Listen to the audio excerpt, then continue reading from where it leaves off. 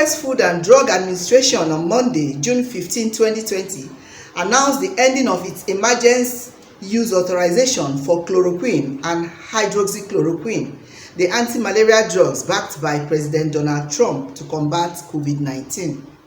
The agency determined the drugs were unlikely to be effective in treating COVID-19 for the authorized uses in the EUA.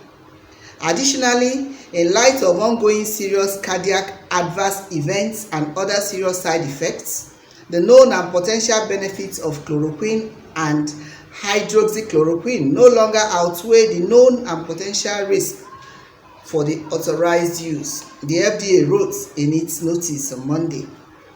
The FDA issued the emergency use authorization for the drugs in March. The EUA meant that doctors would be allowed to use the drugs on patients hospitalized with COVID-19, even though they had not been formally approved by the agency. However, the agency warned consumers a month later against taking the drugs to treat COVID-19 outside a hospital or formal clinical trial setting due to the risk of serious heart rhythm problems in some patients. Trump disclosed last month that he was taking hydroxychloroquine daily to prevent infections from the coronavirus.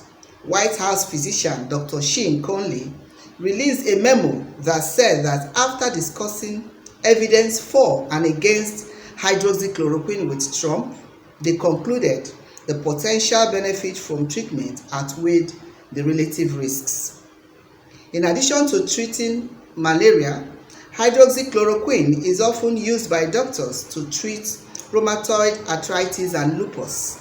It is known to have serious side effects, including muscle weakness and heart arrhythmia.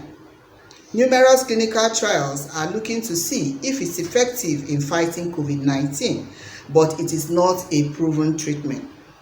A recent study published in the New England Journal of Medicine found hydroxychloroquine was no better than a placebo in preventing infection of the coronavirus.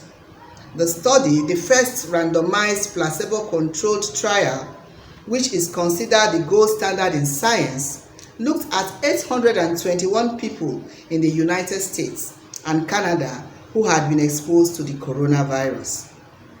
There are no FDA-approved drugs for the treatment of COVID-19, which has infected more than 7.9 million people worldwide and killed at least 434,060, according to data compiled by Johns Hopkins University. On May 1, the FDA granted emergency use authorization for Gilead Sciences' remdesivir drug to treat COVID-19.